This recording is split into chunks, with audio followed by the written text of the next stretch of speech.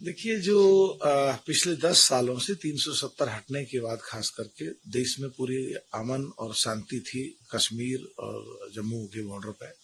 और उसमें काफी योगदान वहाँ के जो गुजर मुसलमान है देश हित में उनका भी था, क्योंकि सरकार ने उनको जो सुविधा 370 के बाद दी। और अब जो 18वीं लोकसभा के लिए जो चुनाव हुए, सो कॉल्ड इंडिया गठबंधन के कुछ कांग्रेस और उसके अलायंस पार्टनर ने जो हल्के बयान दिए जो देश के खिलाफ जाते हैं, जैसे पीओके को ले तो पाकिस्तान के पास परमाणु बम है आदि आदि, और अब के इनकी कुछ सीट बढ़ के आ गई हैं, तो जो आतंकवादी से जुड़े हुए जो विदेशी ताकतें हैं उनकी हिम्मतें बढ़ी हैं।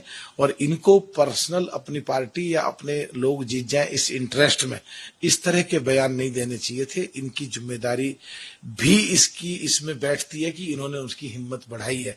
और हमें पूरा उम्मीद है कि देश का नेतृत्व ऐसे हाथों में है जो बहुत सख्ती से निपट के पिछली बार की तरह घर में अंदर घुस के उनके जाके मारने की क्षमता रखते हैं, तो एकदम कंट्रोल हो जाएगी। और एक मारा भी है, इस सिद्ध भी करा है कि हमें कोई छेड़ना आएगा तो हम वापस उसको जिंदा नहीं जाने देंगे जो हमारी देश की इज्जत पे हाथ डालेगा। उन्होंने कहा था अगर ये लड़ लेती तो 1-2 लाख से जीत जाती।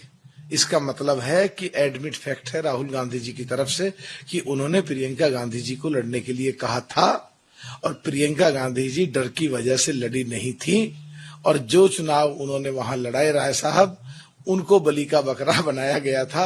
और एज्यूमिंग बेस पे तो कोई कुछ भी कह दो बाद में। मेघवाल साहब कानून मंत्री हैं और उनका बयान जो है आगे आने वाले समय के लिए जो कह रहे हैं, क्योंकि इसकी जो स्टैंडिंग कमेटी है डीओपीटी एंड लॉ जस्टिस, उसमें मैं भी हूं, उसमें बहुत डिटेल में काम हुआ है और इस पे अभी और काम चल रहा है।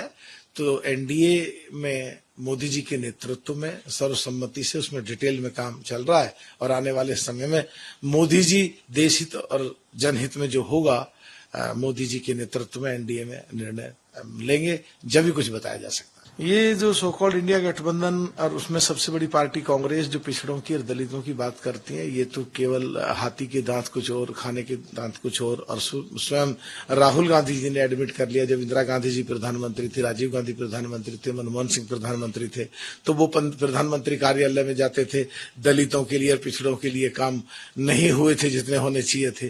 तो ये उनका एडमिट फैक्ट था। और जो अब जिस तरह चीफ मिनिस्टर बनाया गया आदिवासी या दलित समाज से, और प्रधानमंत्री जी सदन में आके कहते हैं मैंने इतने दलित बनाए, इतने पिछड़े बनाए और मैं खुद पिछड़े समाज से हूं, तो प्रधानमंत्री जी पिछड़ों के और दलित समाज के हितैषी हैं।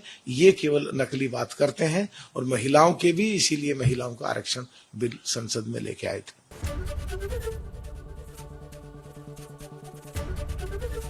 एबीपी गंगा, खबर आपकी, जुबान आपकी।